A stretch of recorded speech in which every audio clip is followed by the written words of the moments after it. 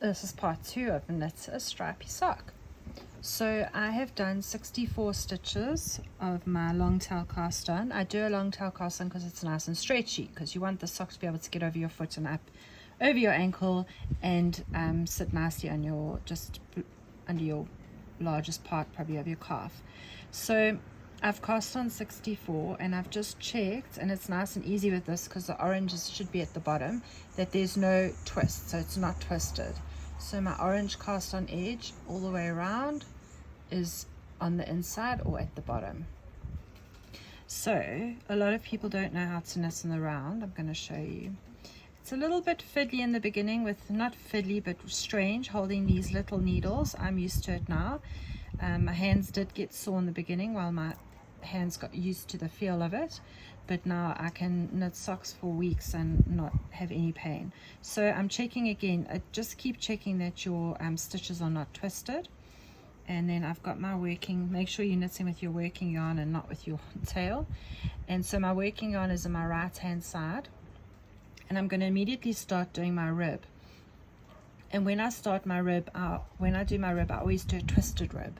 So it means the first 2 stitches I knit, or every knit stitch I knit into the back of the loop.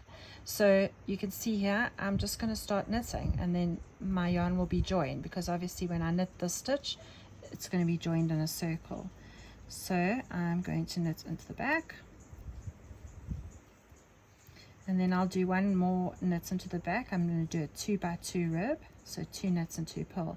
And on the second stitch is where I pull it tight so that there is no little gap there where we've joined, and I do another knit into the back. Now purl is like normal, so just 2 normal purl stitches, so purl and purl, and then again we're going to do the 2 knits, and they're both going to be in the back of the stitch. In the back loop, I mean not in the front loop like you would normally knit, but into this back loop. And you're going to knit one into the back loop and another one into the back loop, and then I'm back on my 2 purls. So it's purl, purl, knit, knit all the way around. Because I've got 64 stitches, it will end on 2 purls, and I'll be ready to go and do 2 knits. And when you look at it, the purls are little V's. See the little V's? That's the plain, and the purls are little bumps. So when I come back around, and I'm going to put a little stitch marker to mark that that's my beginning of round, or BOR in a pattern, I will be able to see easily if I've gone wrong, because when I look at the little V stitches, I should be knitting. So these 2 would be a knit, knit, and when I look at the purl stitches, I should be purling, purl, purl. So I'm going to go and do a row, and then I'll show you the next part.